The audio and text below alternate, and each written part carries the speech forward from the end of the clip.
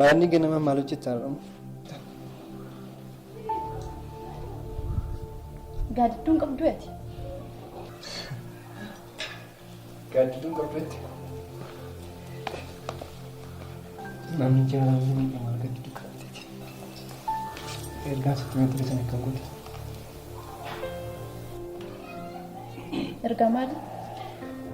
Beeka. Nageessu ati.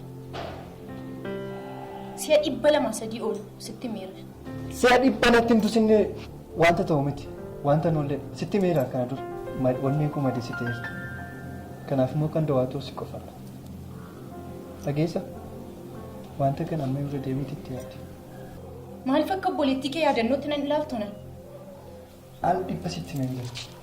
Irra deddeebi'ee sitti miira jira. Maaf siin galuu?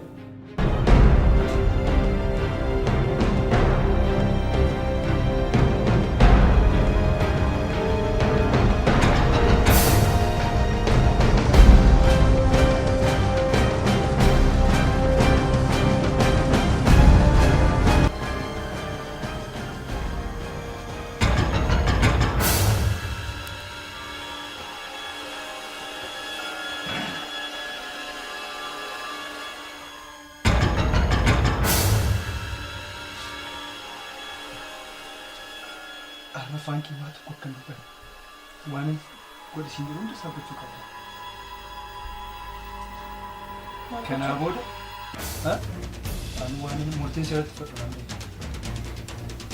Tu sabbat hin beekne irraa. Amma uffata fuudhatu. Waan biraa siraa dhabuun irraa. Maal jechaa jirta? Siin jechaan jira wal. Baay'ina irraati. Ba'a.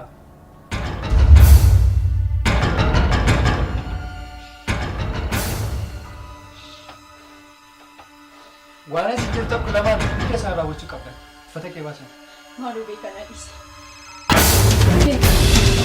Anumaan beeku bar maaloo dhabiisa. Dhabiisi maaloo. Uffata kee baasin jecha. Ammoo akkana kanaanis uffata kee baafadhu.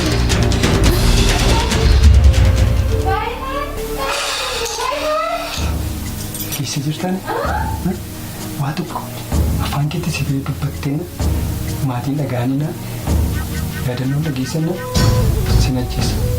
Dhageesse kanarraa kun immoo naftu yoomillee si naftu dhageessa jirta miti.